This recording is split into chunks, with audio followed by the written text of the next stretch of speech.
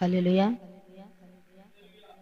గడిచినటువంటి పరిశుద్ధ దినము నుంచి ఇప్పటి వరకు కూడా దేవుడు మనల్ని ఎంతగానో కాచి కాపాడి ఆయన కృపలో ఆదరించి ఆయన చిత్తములో నడిపించి ఆయన సన్నిధానంలో ఆయన్ని స్తుతించి గణపరిచి మహింపరిచి ఆరాధించేటటువంటి ధన్యతను దీనులము దరిద్రులమైనటువంటి మనకు అనుగ్రహించినందుకు దేవునికి కృతజ్ఞతాస్తుతులు చెల్లించుకుంటున్నాము.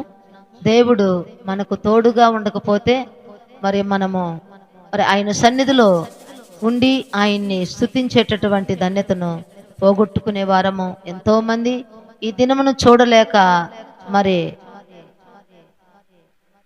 కనబడకుండా పోతున్నటువంటి ఈ యొక్క సమయంలో దేవుడు మనకు తోడుగా ఉండి మన కృపను అనుగ్రహించి మనకు దేవుడు నడిపించినటువంటి ఆ యొక్క నడిపింపులో ఇప్పటి వరకు కూడా దేవుడిని ఆనుకొని ఆయన పైన ఆధారపడి నడుస్తున్నటువంటి మన యొక్క స్థితిని దేవుడు చూస్తున్నాడు, మన పరిస్థితిని దేవుడు చూస్తున్నాడు.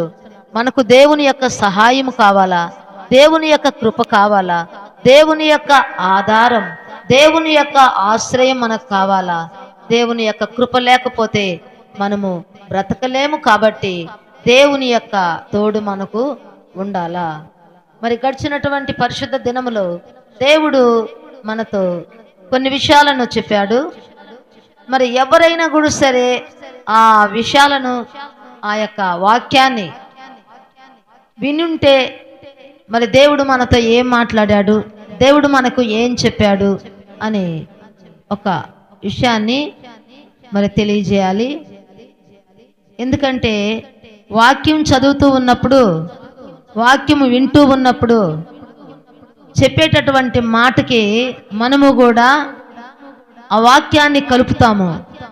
ఎంతమంది దేవుని యొక్క వాక్యాన్ని విన్నారు, ఎంతమంది దేవుని యొక్క వాక్యాన్ని చూశారు, ఎంతమంది దేవుని యొక్క వాక్యాన్ని అనుభవించారు.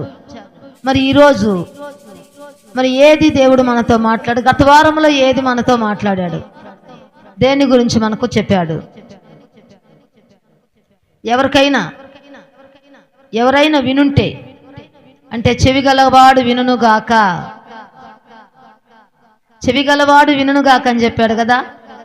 మనకు చెవి ఉంటే మనం విన్న మాటలు, గత వారంలో దేవుడు ఇదిగో ఈ మాటలు నాతో మాట్లాడాడు, ఎవరైనా వినుంటే, వినలేదా? ఎవరు చెవి ఎగ్గల? దేవుని యొక్క వాక్యానికి చెవి ఎగ్గాల, దేవుని యొక్క స్వరాన్ని మనం వినాలా, దేవుని యొక్క మాటను మనం వినాలా, ఆయన శబ్దాన్ని మనము గ్రహించాలా. శబ్దం అన్నా కూడా రాలేదా? గుర్తు శబ్దం అన్నా కూడా రాలేదా? ఏప్రిల్కి రాసిన పత్రిక 3వ అధ్యాయము 8వ వచనం.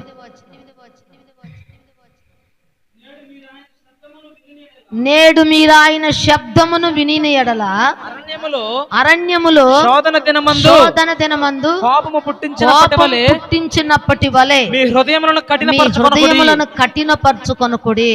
40 సంవత్సరములు కార్యములను చూసి మీ పితరులను పరీక్షించి శోధించిరి. కావున నేను ఆ తరము వారి వలన విసిగి వీరెల్లప్పుడూ తమ హృదయాలోచనలలో తప్పిపోవచ్చున్నారు, నా మార్గములను తెలుసుకొనలేదు. గనుక నేను కోపముతో ప్రమాణం చేసినట్లు వారు నా విశ్రాంతిలో ప్రవేశింపరని చెప్పితిని. దేవుడు మనతో చెప్పినటువంటి మాట, కఠినమైనటువంటి హృదయము, కఠినమైనటువంటి హృదయాన్ని మనము కలిగి ఉండకూడదు. తప్పిపోయేటటువంటి హృదయాన్ని మనము కలిగి ఉండకూడదు. ఇక్కడ మన పితరులు ఐగుప్త దేశంలో నుండి వారిని నడిపించేటప్పుడు వారు ఎన్ని విధాలుగా దేవుని యొక్క నామాన్ని వాళ్ళు అవమానపరిచారు. దేవుని యొక్క మాటలు వాళ్ళు వినకుండా దేవుని యొక్క మాటల్ని వాళ్ళు పెడచెవిని పెట్టి వారు ఏ రీతిగా ఆ యొక్క అరణ్య మార్గంలో లయమైపోయినారు అన్నది మనకు ఇక్కడ పౌలు గారు ఎబ్రీలతో చెప్తున్నటువంటి మాట. వాటికి మనకు ఆ యొక్క దినాలలో జరిగినటువంటి వాటిని మనకు తెలియజేస్తూ మనము అలా ఉండకూడదు, మనము అలా నడుచుకోకూడదు. వారు ఆనాడు కఠినమైనటువంటి మనసు కలిగి, కఠినమైనటువంటి హృదయం కలిగి దేవుడు చేసేటటువంటి కార్యాలను వాళ్ళు కన్నులారా చూసి కూడా దేవుని యొక్క మాటను పెడచెవిన పెట్టి దేవుని యొక్క మార్గాలలో నడుచుకోకుండా దేవుని యొక్క మార్గాలను తప్పిపోయినట్టుగా ఇక్కడ మనకు తెలియజేస్తున్నాడు. ఇక్కడ కఠినమైనటువంటి హృదయాన్ని మనకు చూపిస్తున్నాడు. అదేవిధంగా తప్పిపోయినటువంటి హృదయాన్ని మనకు చూపిస్తున్నాడు. మనము ఏ విషయంలో తప్పిపోతున్నాము, ఎక్కడ తప్పిపోతున్నాము, ఎందు నిమిత్తం తప్పిపోతున్నాము అని మనము ఆలోచిస్తే ఇక్కడ మన హృదయాలు కఠినపరచబడుతున్నాయి. దేవుని కార్యాలను మనం చూస్తూ కూడా, దేవుని యొక్క విషయాలను మనము వింటూ కూడా, దేవుని యొక్క కృపను మనం అనుభవిస్తూ కూడా దేవుని యొక్క నామములో దేవుని యొక్క చిత్తమును ఎరగకుండా, దేవుని యొక్క ఆలోచన తెలుసుకోకుండా మనము తప్పిపోయేటటువంటి హృదయాలను కలిగి మనము జీవిస్తున్నట్టుగా మనం ఇక్కడ చూస్తున్నాం. అదే 12వ వచనంలో ఏమంటున్నాడు? సహోదరులారా, జీవంగల దేవుని విడిచిపోవునట్టి విశ్వాసము లేని దుష్ట హృదయం మీలో ఎవరి యందైనను ఒకవేళ ఉండునేమో అని జాగ్రత్తగా చూస్తారండి. ఆనాడు కూడా వాళ్ళు అలాంటి విశ్వాసం లేనటువంటి దుష్ట హృదయాలతో ఉండి దేవుని యొక్క మాటల్ని వాళ్ళు పెడచెవిని పెట్టినట్టుగా మనము చూస్తున్నాము. అదే 95వ కీర్తనలో మనం చూస్తే వీటికి మనకు సరిపోయినట్లుగా మనకు అక్కడ తెలియజేస్తున్నాడు. 95వ కీర్తన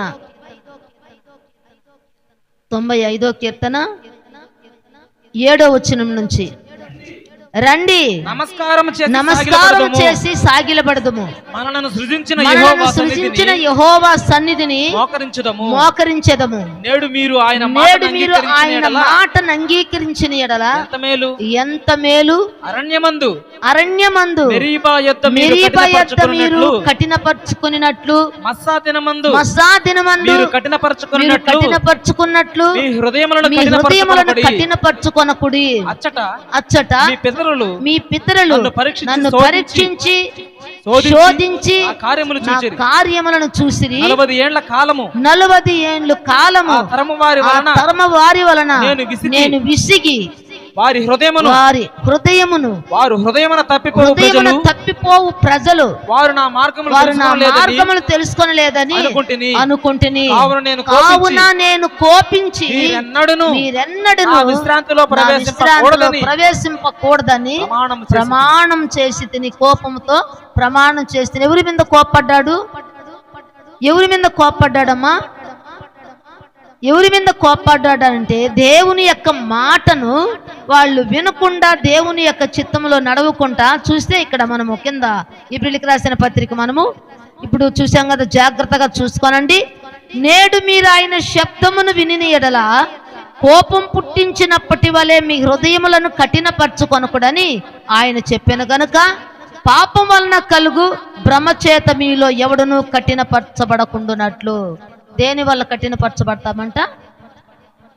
పాపముల చేత కఠినపరచబడతామంట. పాపము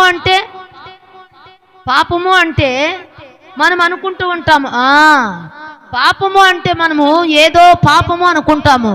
కానీ దేవుని యొక్క మాట వినకపోవటమే పాపము. దేవుని యొక్క మాటను నమ్మకపోవటమే పాపము. దేవుని యొక్క మాట మీద సందేహం పెట్టుకోవటమే పాపము. ఆనాడు వారు మరి దేవుడు చేసినటువంటి అద్భుతాలు వాళ్ళ కళ్ళెదురుగా చూశారు. ఎర్ర సముద్రాన్ని పాయలుగా చీల్చాడు. ఎర్ర సముద్రాన్ని పాయలుగా చీల్చినటువంటి దేవుడు ఎంత గొప్ప దేవుడు, ఎంత అద్భుతకరుడు, ఎంత ఆశ్చర్యకరుడు, ఎంత మహిమ కలిగిన దేవుడు అని వాళ్ళు గుర్తించలేకపోయారు. వాళ్ళు ఆకలి కొనినప్పుడు ఆకాశం నుండి మన్నాను కురిపించాడు. వారికి మాంసము కావాలన్నప్పుడు వారికి పూరేళ్లను రప్పించినటువంటి దేవుడు. దాహముగా ఉన్నప్పుడు వారికి ఎడారిలో నీటి ఊటను పుట్టించినటువంటి దేవుడు. అద్భుతాలు చూస్తూ ఉన్నారు, ఆశ్చర్య కార్యాలు చూస్తూ ఉన్నారు, మరి వింతల విశేషాలు చూస్తూ ఉన్నారు. కానీ దేవుని మాటను వాళ్ళు వినటం లేదు. దేవుడు చెప్పినటువంటి ప్రకారంగా నడవటం లేదు. ఎక్కడ తప్పిపోయినారంట? వాళ్ళు పాపం వల్ల కలుగు భ్రమ చేత వాళ్ళ హృదయాలనంట కఠినపరుచుకున్నారంట. కాబట్టి ఆనాడు మరి ఎంతమంది ఆ ఐగుప్త దేశంలో నుండి బయలుదేరారని అంటే 6 లక్షల కార్బలం బయలుదేరితే మరి కనాను దేశానికి ఎంతమంది చేరారు అని అంటే ఆ తరము వారిలో 2 మాత్రమే చేరారు. ఎవరు చేరారంట? 2 మాత్రమే చేరారు. బయలుదేరినటువంటి 6 లక్షల కార్బలం 6 లక్షల కార్బలం అంటే బయలుదేరితే మరి కనాను దేశానికి అంటే ఆ విశ్రాంతిలో అంటే ఈ కష్టాలు, ఈ బాధలు, ఈ యొక్క మరి అన్నీ కూడా అనుభవించి మరి ఎన్నో శోధనలు, బాధలు, అరణ్యములో ఎన్నో విధాలుగా వాళ్ళు బాధపడి ఎవరు చేరారంట? అక్కడికి 2 మాత్రమే చేరారంట. వాళ్ళు ఎందుకు చేరారు అని అంటే వాళ్ళల్లో ఏముందంట? విశ్వాసము కలిగినటువంటి హృదయం అంట. ఏ హృదయం ఉందంట? మనస్ఫూర్తిగా దేవుణ్ణి ఆరాధించేటటువంటి హృదయము.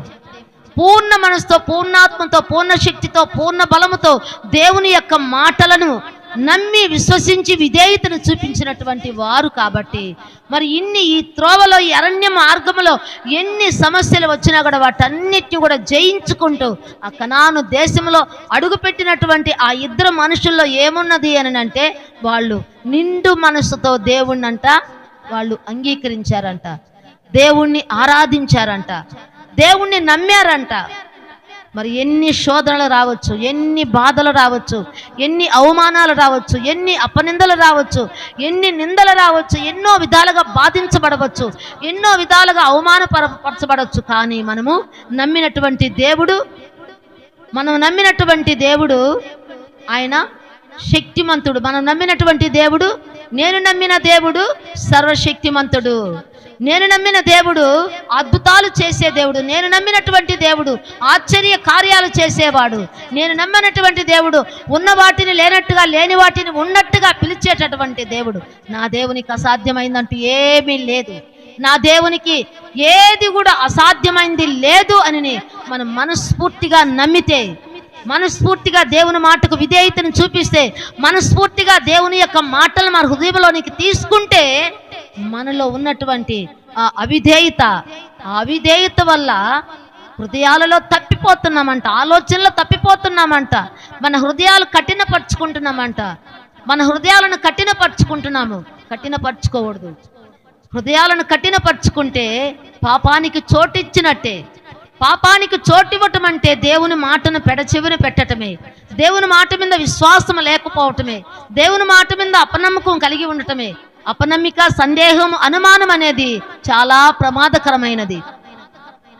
ఈ అనుమానం వల్ల, ఈ అపనమ్మకం వల్ల, ఈ సందేహం వల్ల దేవుని యొక్క కార్యాలను మనము కన్నులారా చూడలేము అని దేవుని యొక్క వాక్యములో మనం చూస్తున్నాము. దేవుని కార్యం జరగాలంటే ఓపిక అవసరము. దేవుని కార్యం జరగాలంటే ఓరిమి అవసరము. దేవుని కార్యాలు జరగాలంటే మనము ఓపికతో ఆయన కార్యాల కొరకు కనిపెట్టుకొని ఉండాలా.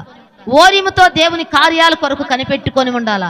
కానీ వాళ్ళు కనిపెట్టుకోకుండా ఎప్పటికప్పుడు దేవుణ్ణి శోధిస్తున్నారు. అయ్యో, మాకు ఈ అరణ్యములో మేము చనిపోవాల్సిందేనా? మరి ఐగుప్త దేశంలో మేము ఎన్నో విధాలుగా బాగుపడుతున్నాము, ఎన్నో విధాలుగా తింటున్నాము, ఎన్నో విధాలుగా ఉంటున్నాం. మరి ఇక్కడికి వచ్చి మాకు ఎటువంటి ఆహారం లేకుండా, నీళ్లు లేకుండా మేము అరణ్యములో చచ్చిపోవాలా?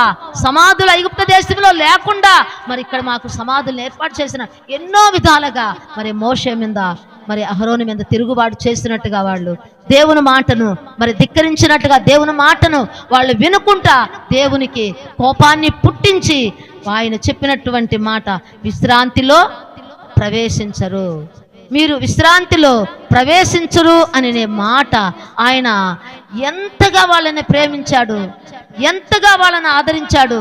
నా జనము, నా ప్రజలు, దేవుని చేత ఆశీర్వదించబడినటువంటి జనము ఆయన చెప్పినటువంటి దేవునికే కోపం పుట్టించారంట.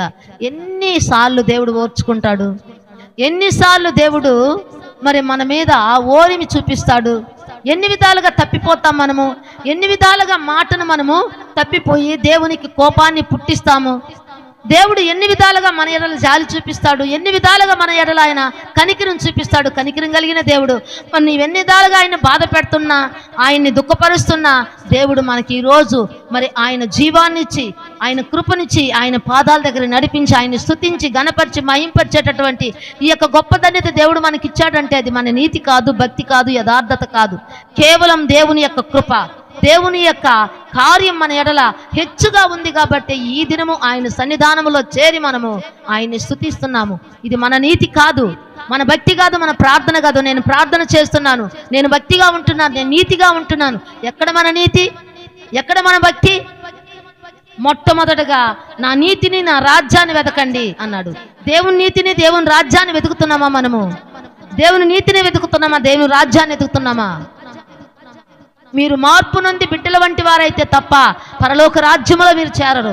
పరలోక రాజ్యానికి వెళ్ళాలంటే కొన్ని మనము వదులుకోవాలా, కొన్నిటిని మనము దేవుళ్ళో మనము కొన్నిటిని మనము వదులుకోవాలా. దేవుడు మనకి ఏదైతే ఇస్తున్నాడో దాన్ని మనం తీసుకోవాలి. పరలోక రాజ్యం మనం గమ్యము, పరలోక రాజ్యం మనం చేరాలా. పరలోక రాజ్యానికి మనం చేరాలంటే దేవుని యొక్క మాటను మనం కంపల్సరిగా వినాలా, ఆయన శబ్దాన్ని వినాలా. అయ్యో ఇశ్రాయేలు, నేడు నా మాట వింటే మీకు ఎంత మేలయ్యా, మేలు. ఆ పరలోక రాజ్యానికి చేరటమే మనకు మేలు. మేలైన దాన్ని ఎరిగి కూడా దాన్ని చేయకుండా ఉండటము పాపము. మేలైన దానిని ఎరిగి దాన్ని చేయకుండా ఉండటమే పాపము. పాపం పాపం పాపం పాపం వల్ల కలుగు భ్రమ చేత మీరు మీ హృదయాలను కఠినపరుచుకుంటున్నారు. అక్కడ కరుణ లేదు, కనికరము లేదు, జాలి లేదు, మమకారం లేదు, మనస్సు లేదు. హృదయం ఏమవుతుందంట? కఠినపరుచుకుంటున్నామా? ఎందుకు కఠినపరచబడుతున్నది? ఎందుకు కఠినపరచబడుతున్నదమ్మా? పాపం వల్ల కలుగు భ్రమ చేత. పాపం అనగా ఏమిటి? ఆజ్ఞాతిక్రమమే పాపము. దేవుని యొక్క మాటను ధిక్కరించటమే పాపము. మన స్వనీతితో, మన సొంత ఆలోచనలతో, మన సొంత నిర్ణయాలతో చేయటమే పాపము. దేవుని యొక్క ఆలోచనకు చోటివ్వాలా, దేవుని యొక్క మాటకు చోటివ్వాలా. మన స్వనీతి మాటలు, సొంత ఆలోచనలు, సొంత తీర్మానాలు, సొంత నిర్ణయాలు దేవుడి దగ్గర ఏ విధంగా కూడా పనిచేయవు. అందుకే దేవుని యొక్క బలిష్టమైన చేతి కింద మనం దీన మనస్కులయ్యుండి దేవుడిచ్చేటటువంటి కృప కొరకు ఎదురు చూడాలా. ఆయన కృప కొరకు కనిపెట్టుకొని ఉండాలా. దేవుడు ఎప్పుడు హెచ్చిస్తాడో, ఎప్పుడు తగ్గిస్తాడో ఆయన మాట ప్రకారంగా మనం నడవాలా, ఆయన ఆలోచన ప్రకారంగా నడవాలా. నీ ఆలోచనలో నేను ఉండాలి ప్రభువా, నీ తలంపుల్లో నేను ఉండాలి ప్రభువా, నా ఆలోచనలో నువ్వు ఉండాలా, నా తలంపులో ఉండాలా, నాలో ఉండాలా. నా యందు మీరును, మీ యందు నా మాటలు నిలిచి ఉంటే మీకు ఏది ఇష్టమో అడగండి, దాన్ని నేను ఇస్తాను అన్నాడు. దేవుని మాటలకు మనం చోటివ్వలేదు, దేవుని యొక్క చిత్తానికి మనం చోటివ్వటం లేదు. మన స్వనీతిగా మనం ఆలోచిస్తున్నాము, సొంతంగా ఆలోచిస్తున్నాము. మన స్వనీతి మాటలు, సొంత ఆలోచనలు, సొంతంగా ఏది కూడా సరే అది జరగదు, అది జరిగించడు కూడా దేవుడు. దేవుని యొక్క సంకల్పం, దేవుని యొక్క చిత్తం, దేవుని యొక్క ఉద్దేశం, దేవుని యొక్క ప్రణాళిక, దేవుని యొక్క తలంపులు ఏ రీతిగా ఉండి ఏ బిడ్డల మీద ఏ రీతిగా ఉంటాయో అది మాత్రమే ఆయన జరిగించేటటువంటి దేవుడు. అది మాత్రమే ఆయన జరిగించేటటువంటి దేవుడు. మన శక్తి చేత కాదు, బలము చేత కాదు, దేవుని ఆత్మ చేత సమస్తమును జరుగుతుందంట. మన శక్తి, మన బలము ఏ పాటిది? నా బలమును చూసుకొని నేను అతిశయించకూడదు, నా బలమును చూసుకొని నేను గర్వించకూడదు, నా యొక్క డబ్బును చూసుకొని నేను గర్వించకూడదు. నేను ఏదైనా చేయగలను, నా డబ్బు ఉంది, నాకు బలం ఉంది, నాకు బలగం ఉంది, నేను ఏదైనా చేయగలను అని అంటే అది ఏది లేకుండా నిన్ను వట్టిగా నిలబడేటటువంటి పరిస్థితిని దేవుడు కలగజేస్తాడు. అందుకే మనుషులను ఆధారం చేసుకోవద్దు, మనుషుల మాటలు మీరు వినొద్దు. దేవుని యొక్క మాట, దేవుని ప్రణాళిక, దేవుణ్ణి అడగాల, అడుగుతూనే ఉండాలా. దేవుడు ఇచ్చేంత వరకు దేవుణ్ణి అడుగుతూనే ఉండాలా. ఓపిక అవసరము, ఓరిమి అవసరము, ఓర్పు అవసరము. విశ్వాసికి ఏది అవసరం అంట? ఏది అవసరమమ్మా? విశ్వాసికి ఓరిమి చాలా అవసరము. ఓపికతో మనము దేవుణ్ణి అడగాల. దేవుడిచ్చేంత వరకు మనము ఆయన కృప కొరకు కనిపెట్టుకొని ఉండాల.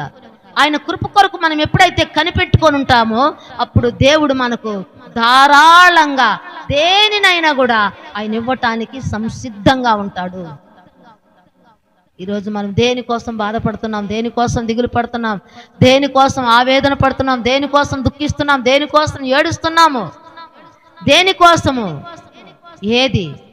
మన కన్నీటిని నాట్యంగా మార్చేటటువంటి దేవుడు, మన దుఃఖాన్ని సంతోషంగా మార్చేటటువంటి దేవుడు. ఈరోజు దుఃఖపడుతున్నావా, బాధపడుతున్నావా? అవమానించబడుతున్నావా? నిందల పాలవుతున్నావా? ఆ నిందలే నీకు రేపు పూదండలుగా ఉండబోతున్నాయి. అవమానాలే రేపు నీకు సన్మానంగా మారబోతున్నాయి. ఆ గేలే నీకు దేవుని దగ్గర గొప్ప బహుమానాన్ని నీకు ఇవ్వబోతున్నది.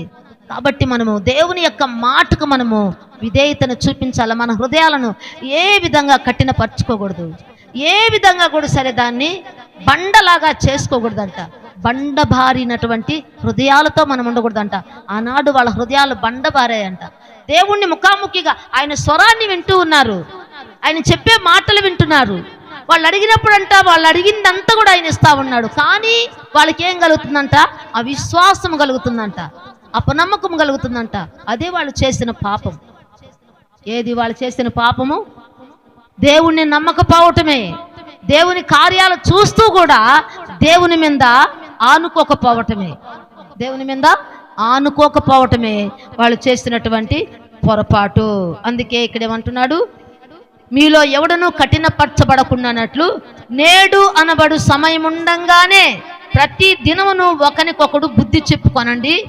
ఏలయనగా మొదట నుండి మనకున్న దృఢ విశ్వాసము అంతం మట్టుకు గట్టిగా చేపట్టిన ఎడలనే క్రీస్తులో పాలివారమయుందుము. ఎప్పుడు క్రీస్తులో పాలివారమై ఉంటాము? మనం దేవుణ్ణి నమ్ముకున్నది ఎందుకమ్మా? దేవుని యొక్క రక్తంలో కడగబడ్డది ఎందుకు? యేసుక్రీస్తు లోకానికి ఎందుకు వచ్చాడు? యేసుక్రీస్తు లోకానికి వచ్చి ఆయన రక్తాన్ని ఎందుకు దారపోశాడు? ఆయన ఎందుకు ఆ కలవరిలో మరణించాడు? మనల్ని పరిశుద్ధులుగా చేయడానికి, మనల్ని పరలోక రాజ్యంలో చేరడానికి. నేను మార్గం, సత్యం, జీవం, నా ద్వారా తప్ప తండ్రి దగ్గరికి ఎవరు కూడా వెళ్ళలేరని చెప్పినటువంటి ఆయనలో నువ్వు పాలిభాగస్తులుగా ఉండాలంటే మనం ఏం చేయాలంటే, ఇక్కడ ఏం చేయాలంట? ప్రతి దినమును ఒకనికొకడు బుద్ధి చెప్పుకోనండి. ఏలయనగా మొదటి నుంచి మనకున్న దృఢ విశ్వాసం అంతం మట్టుకు, ఆరంభము కంటే అంతం మేలు. త్వరితముగా దోపుడగును, ఆత్రముగా కొల్లగొట్టబడతాదంట. త్వరితముగా దోపిడి చేస్తాం, ఆత్రంగా కొల్లగొట్టబడతాదంట. ముందున్న విశ్వాసము కడమట్టుకు ఉండాలంట, కడమట్టుకు. ఆదిలో ఉన్న విశ్వాసం, ఆదిలో ఉన్న ప్రేమ ఇప్పుడు లేదు, ఆదిలో ఉన్నటువంటి మమకారం ఇప్పుడు లేదు. ఏమైపోయిందంట? కఠినపరచబడింది. ప్రతి హృదయం ఏమైపోయిందంట? కఠినపరచబడింది. ఒకరినొకరు హెచ్చరించుకోమన్నాడు, ఒకరినొకరు పురిగొల్పుకోమన్నాడు. ఆత్మ సంబంధమైన మాటలతో, పాటలతో ఒకరినొకరు బలపరుచుకోవాలి, ఒకరినొకరు ధైర్యపరచుకోవాలా. ఒకరి బాధలు ఒకరి కష్టాలు ఒకరి యొక్క సమస్యలు ఒకరు చెప్పుకుంటూ ఆత్మ సంబంధంగా ఆత్మీయమైనటువంటి మాటలతో, పాటలతో హెచ్చరించుకోవాలా. ఒకరినొకరు పురిగొల్పుకోవాలా, ఒకరినొకరు ఆత్మ సంబంధంగా ప్రార్థన చేసుకోవాలా. నువ్వెవరో నేను కాదు, నేనెవరో నువ్వు కాదు అని కూర్చోకూడదు. మనం అందరం సమాధానంగా ఉండాలి. మనం ఉన్నది కొంతమంది అయినా కూడా సమాధానంగా ఉండి ప్రార్థన చేయండి, సమాధానంగా ఉండి ప్రార్థన చేయండి. అడగండి. దేవుడు అడిగితే ఇస్తానన్నాడు, వెదిగితే దొరుకుతానన్నాడు, తట్టే తీస్తానన్నాడు. అడిగిన ప్రతి ఒక్కరు కూడా నిశ్చయముగా దేవుడు మరి వారికి ఆత్మనిస్తానన్నాడు, ఆత్మనిస్తామన్నాడు. ఆత్మ మనలో ఉంటే మన హృదయం కఠినపరచబడదు. పరిశుద్ధాత్మతో మనం నింపబడితే మన హృదయాలు కఠినపరచబడవు. ఎప్పుడు కూడా మెత్తటి మాంసపు హృదయాన్ని దేవుడు మనకి ఇస్తానన్నాడు. మీలో ఉన్న రాతి హృదయాన్ని తీసివేసి మెత్తటి మాంసపు హృదయాన్ని మీకు ఇస్తామన్నాడు. కనికరం కలిగిన మనసును, కనికరం కలిగిన మనసు, జాలి కలిగిన మనసు, కరుణ కలిగిన మనసు మనకు ఉండాల. కరుణ మనకు ఉండాల. మనం నమ్మిన దేవుడు కరుణామయుడు, మనం నమ్మిన దేవుడు కనికరం కలిగిన దేవుడు, మనం నమ్మిన దేవుడు జాలి కలిగిన దేవుడు. అనుదినము నూతనంగా ఆయనకి ప్రతి ఉదయం కూడా వాత్సల్యత పుట్టుతున్నటువంటి దేవుడు ఆయన. మనకు చెప్తున్నట్టు అనుదినము ప్రతి ఉదయము నాకు మీ మీద నూతనంగా వాత్సల్యత పుట్టుతున్నదని చెప్పాడు. ఆయన వాత్సల్య పూర్ణుడు. ఆయన నమ్ముకున్న మనము కూడా ఆయన స్వభావాన్ని, ఆయన యొక్క ఆలోచనలు కలిగి మనం ఉండాలా. ఆయన నమ్ముకున్న బిడ్డలు మనం చీకట్లో నడిస్తే ఆయన బిడ్డలు మనం ఎట్టవుతాము? మనము అవము. మనకున్న స్థలంలో దేవుణ్ణి మనం అడగాల, మనకున్న స్థలంలో దేవుణ్ణి మోకరించి మనం ప్రార్థించాలా. ప్రభా, ఎందుకయ్యా ఈ స్థితి, ఎందుకయ్యా ఈ పరిస్థితి, ఎందుకయ్యా ఈ బాధ, ఎందుకయ్యా ఈ అవమానం, ఎందుకయ్యా ఈ నిందలు? దేవుడే కదా. దేవుడు అనుమతించకపోతే ఏది కూడా మన మీదకి రాదు. పరో హృదయం ఏ రీతిగా కఠినపరచబడ్డా దేవుడేమని చెప్పాడు? దేవుడేమని చెప్పాడు? 'నేను మిమ్మల్ని రానీయకుండా ఫరో హృదయము కఠినపరచబడుతుంది. అంటే దేవుడు కఠినపరచబడుతుంది. ఎందుకు కఠినపరిచాడు? ఎందుకు ఫరో హృదయం పడింది? దేవుని కార్యాలు, దేవుడు మహిమ అక్కడ కనబడాలా, దేవుని కార్యాలు అక్కడ కనబడాలా, దేవుని మహిమ అక్కడ కనబడాలా. నా కార్యాలు, నా మహిమ మరి అక్కడ ఆ దేవతలకంతా కూడా తీర్పు జరగాల. దేవుని యొక్క మాటలు కఠినపరుచుకున్నాడంట. ఎన్ని కోల్పోయాడు కఠినపరుచుకొని. దేవుని బిడ్డలు ఎన్ని ఆశీర్వాదాలు పొందుకున్నారు. దేవుని బిడ్డలు దేవుని యొక్క మాట ప్రకారంగా వాళ్ళు వచ్చినప్పుడు ఎన్ని ఆశీర్వాదాలు పొందుకున్నారు. మరి కఠినపరచబడ్డటువంటి ఫరో హృదయము ఏ రీతిగా ఆ యొక్క ఐగుప్త దేశం ఎన్ని తెగుళ్ళ చేత బాధించబడ్డది. ఇప్పుడు అందుకే హేరోదు హృదయం ఏమైందంట?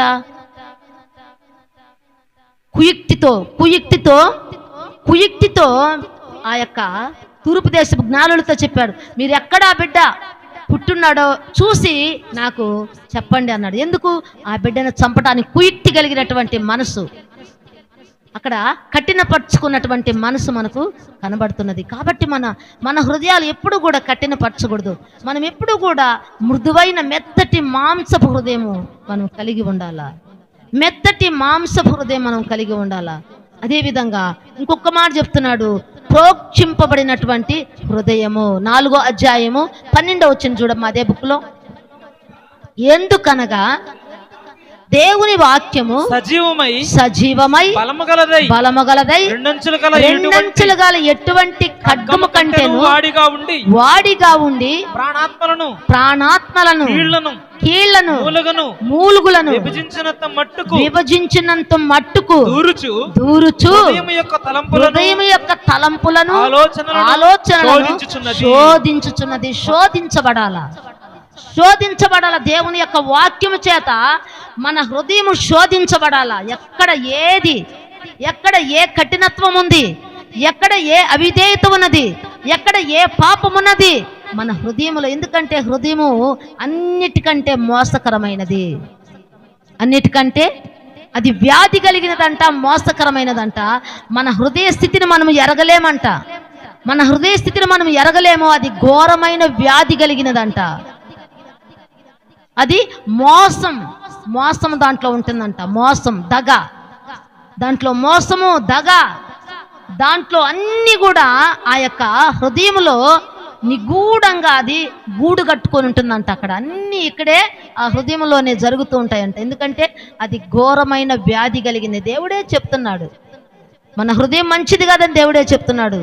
అందుకే నీ హృదయాన్ని నాకు ఇయ్యి అంటున్నాడు దేవుడు. నీ హృదయాన్ని నాకు ఇవ్వు. దేవుని యొక్క వాక్యం చేత ఆ హృదయం శోధించబడాల.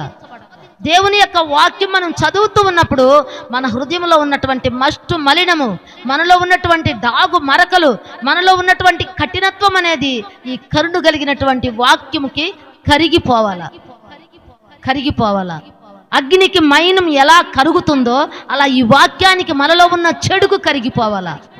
మనలో ఉన్న మలినం కరిగిపోవాలా. మనలో ఉన్న అనుమానం కరిగిపోవాలా. మనలో ఉన్న అపనమ్మకం కరిగిపోవాలా.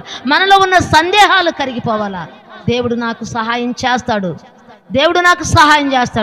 దేవుడిని ఆనుకోవాలా. దేవుడి పైన ఆధారపడాలా. ఎవరి మనసు నీ మీద ఆనుకుంటుందో వాడిని పూర్ణ శాంతి కలిగిన వానిగా చేస్తున్నాడు. ఎవడు దీనుడై విరిగి నలిగిన హృదయం గలవాడై నా మాట విని వణుకుచుండు వానిని నేను దృష్టిస్తానన్న. ఎవరి మీద ఆయన దృష్టి ఉండాది? ఎవరి మీద ఆయన ఆలోచన ఉండాది? ఎవరిని ఆయన చూస్తున్నాడు? ఎవరు నాకు నమ్మకస్తులుగా ఉంటారు?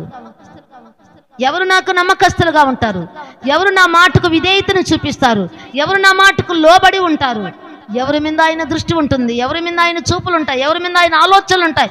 ఎవరిని ఆయన దృష్టించి చూస్తున్నాడు అని అంటే ఎవరైతే విధేయత కలిగి ఆయన మాటకు లోబడి ఆ యొక్క శబ్దాన్ని వింటారో, ఆ స్వరాన్ని ఎవరైతే వింటారో వారి మీద మాత్రమే ఆయన దృష్టి నిలిపేటటువంటి దేవుడు. దేవుని యొక్క మాటలు చెప్తున్నప్పుడు ఆ మాటల ద్వారా మనల్ని శోధించుకోవాలా, మనల్ని పరీక్షించుకోవాలా. దావీదు అన్నాడు కదా, దేవా నన్ను పరీక్షించు, నన్ను పరిశోధించు, నీ కాయాస్కరమైన నాలో ఏదున్నా కూడా సరే తీసి అన్నాడు. శోధించుకోవాలి. దేని చేత శోధించబడతాం మనము? దేని ద్వారా శోధించుకుంటాం మనము? దేని ద్వారా మనల్ని మనం తెలుసుకుంటాము? వాక్యము ద్వారానే. మనం యథార్థంగా ఉంటాము. మనకు మనం మంచివాళ్ళం అనుకుంటాము, మనల్ని మోసం చేస్తుంది. నువ్వు మంచిదానివే, నువ్వు మంచోడివే అని చెప్తా ఉంటుంది. కానీ మనలో ఏ మంచి లేదు. దేవుడు మంచిని మనకు కనపరుస్తానంటున్నాడు. మనలో ఎక్కడా కూడా ఎటువంటి మంచి లేదు. ఎందుకంటే స్వార్థం మనలో ఏముందంట? స్వార్థం ఉందంట మనలో, స్వనీతి ఉందంట మనలో. స్వనీతి కార్యాలు, సొంతమైన ఆలోచనలు, స్వార్థపూర్తమైనటువంటి నిర్ణయాలు మనము కలిగి ఉంటాం. కాబట్టి దేవుడు నీ ఆలోచన మంచిది కాదు. అసలు టోటల్గా ఏమంటున్నాడంటే బాల్యము నుండి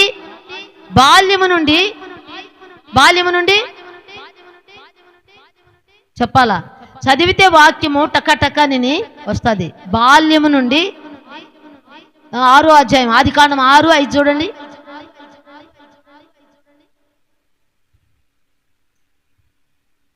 ఆదికాండము 6.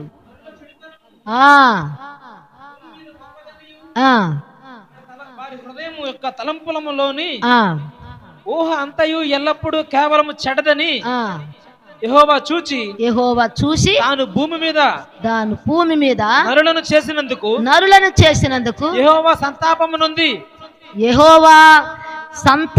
నొంది తన హృదయములో నొచ్చుకున్నాడంట. అదే విధంగా 8వ అధ్యాయము 21వ వచనం చూడు. 8:21. అప్పుడు యెహోవా ఇంపైన సువాసన ఆఘ్రాణించి ఇక మీదట నరులను బట్టి భూమిని మరలా శపించను. ఎందుకనగా నరుల హృదయాలోచన వారి బాల్యం నుండి చెడ్డదే.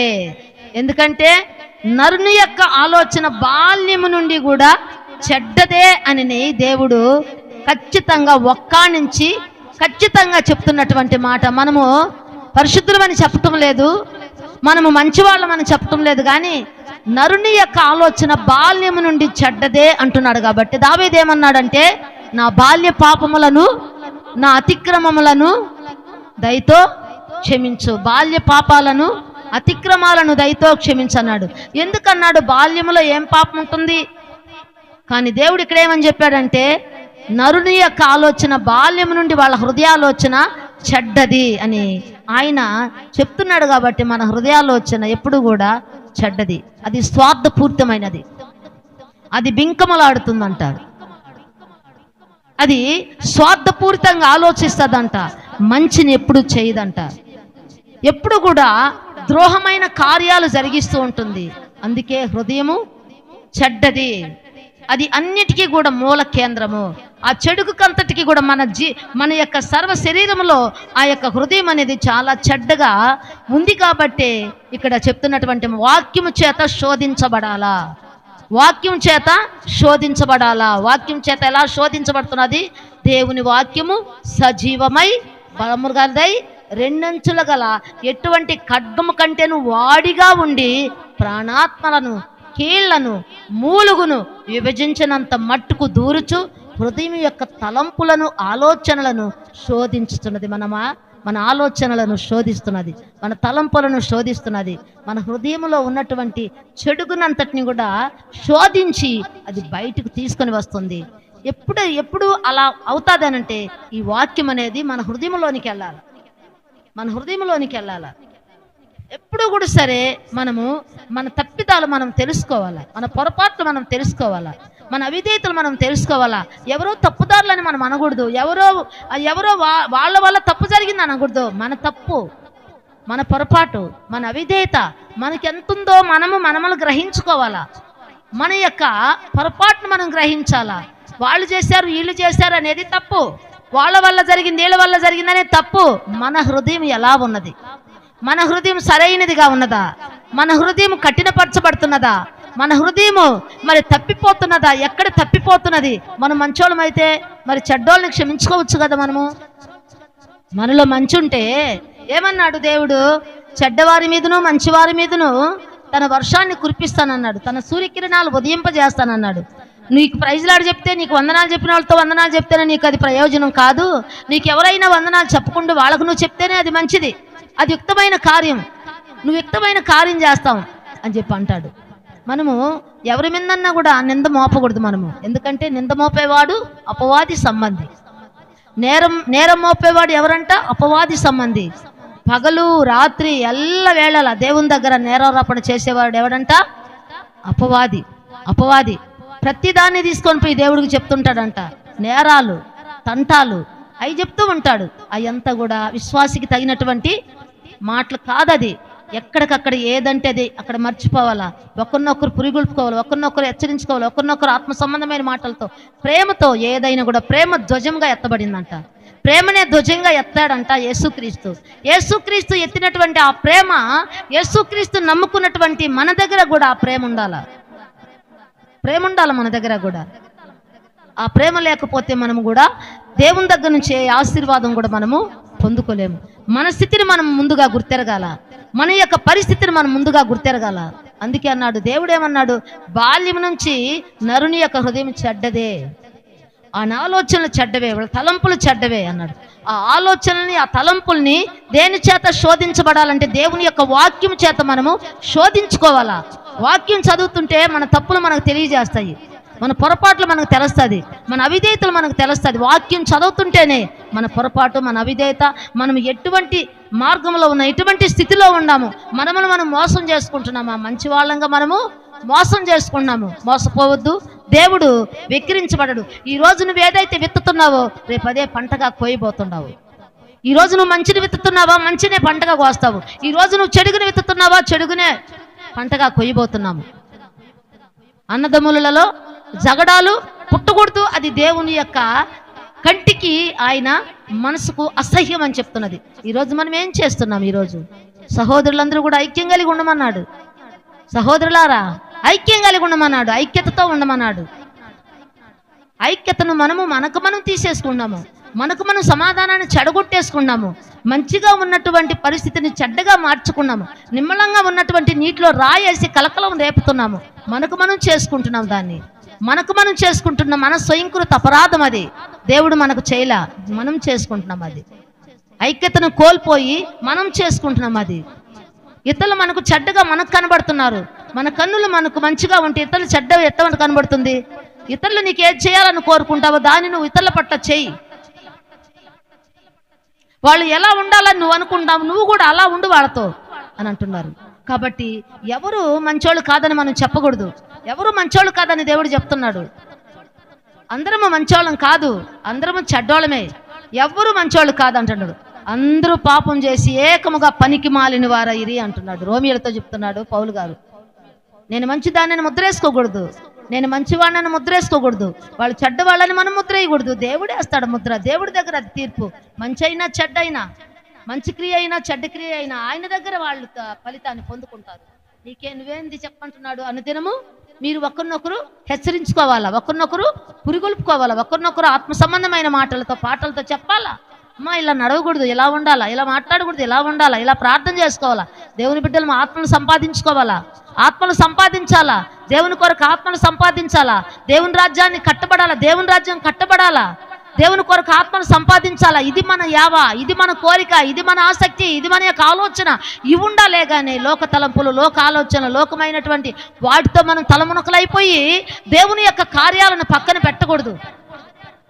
దేవుని యొక్క ఆలోచనకు మనం ఫుల్ స్టాప్ పెట్టకూడదు. దేవుడు మన పట్ల ఏది ఆలోచించాడు, దేవుడు మన పట్ల ఏది ఉద్దేశించాడు, దేవుని యొక్క ప్రణాళిక, దేవుని యొక్క ఆలోచన, దానికి మనం చోటివ్వాలా, దానికి మనము చోటివ్వాలా. అప్పుడే దేవుడు మనకు సహాయం చేస్తాడు. అందుకేమంటున్నాడు ఇక్కడ?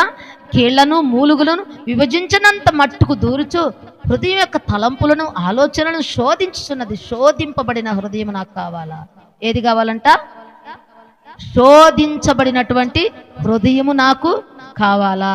శోధించబడాలి. దేంతో శోధించబడాలా? వాక్యంతో. వాక్యం చదవాలా, ఆ వాక్యంతో కడుక్కోవాలా, వాక్యముతో. వాక్యం అనే ఉదకముతో స్నానం చేసుకోవాలా మనము. వాక్యం అనే ఉదకం, వాక్యం అంటే నీళ్లు. ఈ నీళ్లతో, ఉదకం అంటే నీళ్లు. ఈ వాక్యం అనే ఉదకముతో మనము దినదినము మనం శుద్ధి చేసుకోవాలా, మనమును మనం పరీక్షించుకోవాలా, పరిశోధించుకోవాలా. దావీదు అడిగినట్లుగా అడగాల మనము. ప్రభువా నన్ను పరీక్షించయ్యా, నన్ను పరిశోధించయ్యా, నా యందు నీకు ఆయాస్కరమైన మార్గం ఏది ఉన్నదో తీసేయి ప్రభువా. ఒకరు చెప్పబడిలే మనకు, ఒకరుచి నువ్వు చెడ్డ చేస్తున్నావు, ఒకరుచి నువ్వు చెడ్డ కార్యాలు చేస్తున్నావు అని చెప్పబడలే. దేవుని వాక్యం నీకు నేర్పిస్తుంది. దేవుని వాక్యం నువ్వు మంచోడు చెడ్డోడు, మంచిదానివో చెడ్డదానివో అని తెలియజేస్తుంది వాక్యమే. ఎవరో నీకు సర్టిఫికెట్ ఇవ్వబడలే, వాక్యమే నీకు సర్టిఫికెట్ ఇస్తుంది నువ్వు మంచోడా చెడ్డోడా అన్నది. కాబట్టి వాక్యం మీద ఆధారపడాలి. మనము వాక్యాన్ని ధ్యానించాలా, వాక్యాన్ని మననం చేయాలా, వాక్యములో మనం సరి చేసుకోవాలి. ఇది అర్థము. ఈ అద్దాన్ని మనము దినదినము చూసుకుంటా ఉంటే మనలో ఉన్న మరకలు, మనలో ఉన్న డాగులు, మనలో ఉన్న మరి ఎటువంటి మరి కల్మషాలన్నీ కూడా ఈ వాక్యము చేత కడిగి వేసుకోవాలా. ఈ వాక్యం చేత, వాక్యము రెండంచెలు వాడిగలిగిన ఖడ్గము, వాక్యము అగ్ని. ఆ అగ్నితో మనలో ఉన్న చెత్తనంతటిని కూడా కాల్చేసుకోవాలా, మనలో ఉన్న చెత్త తలంపులన్నింటినీ కూడా కాల్చేసుకోవాలని. ఇది దేవుని యొక్క వాక్యములో ఉన్నటువంటి సత్యం. ఆ వాక్యము చేత మనము శోధించబడాలా, వాక్యం చేత మనము పరీక్షించబడాలా, వాక్యం చేత మనము పరిశోధించబడాలా, మనలో ఉన్న చెడుగునంతటిని తీసుకోవాలా. ఎప్పుడైతే మనం మంచిగా మారుతామో, ఎప్పుడైతే మనం మంచిగా చూడగలుగుతామో. యేసుక్రీస్తుకు ఎవరైనా చెడ్డగా కనబడ్డారా? ఎవరైనా కనబడ్డారా?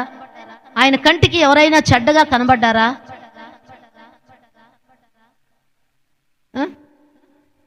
దుష్టత్వం చూడలేనటువంటి నిష్కలంకమైన ఆ కన్నులతో మరి దుష్టత్వం ఆయన కనబడి ఉంటే అందరి కోసం ఆయన ప్రాణం పెడతాడా?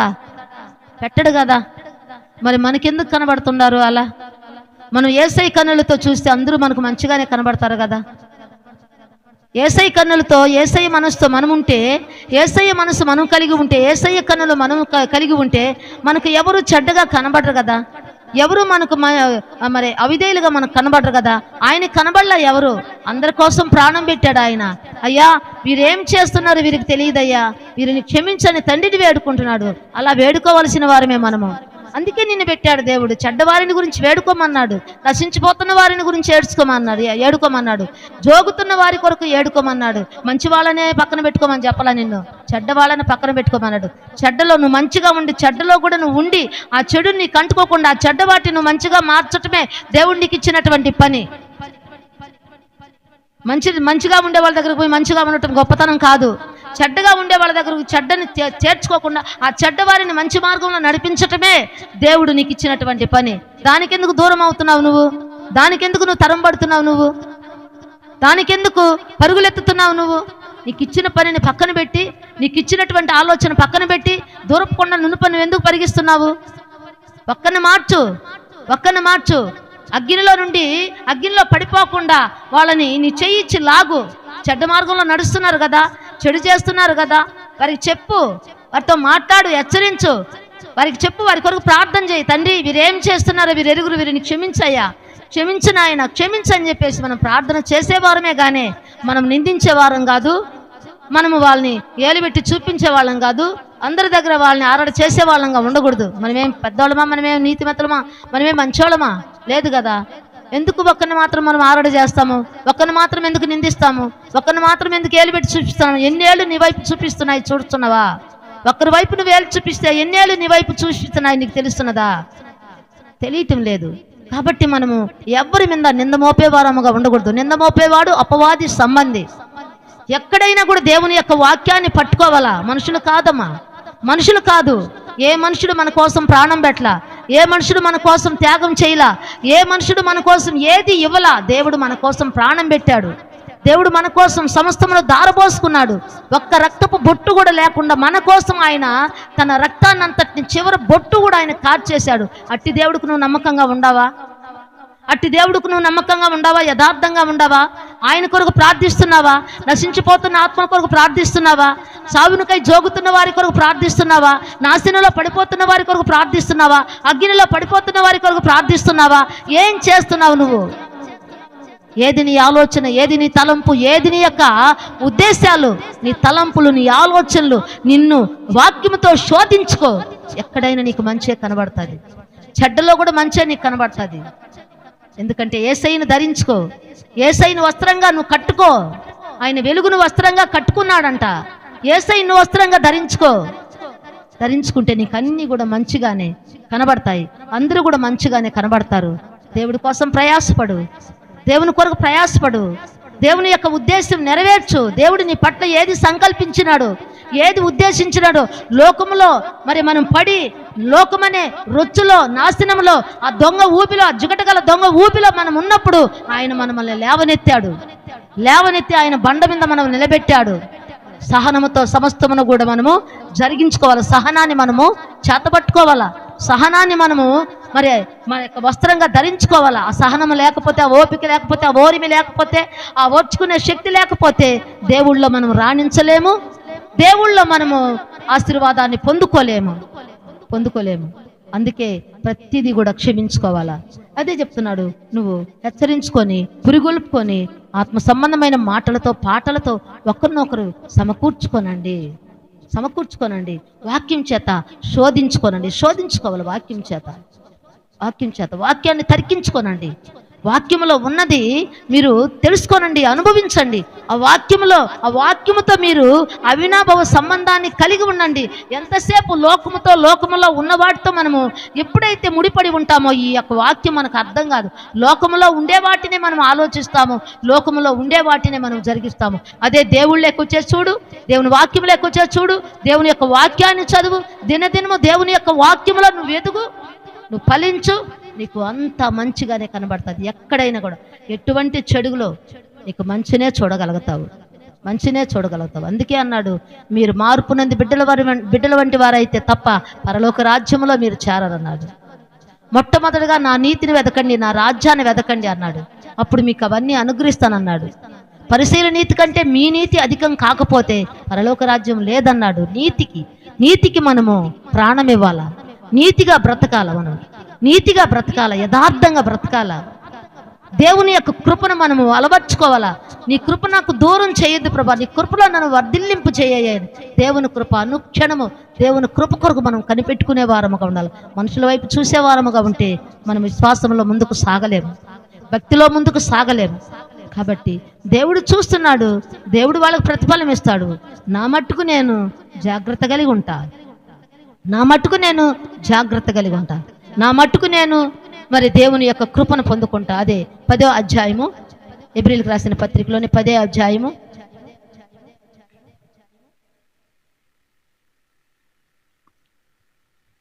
22వ వచనము.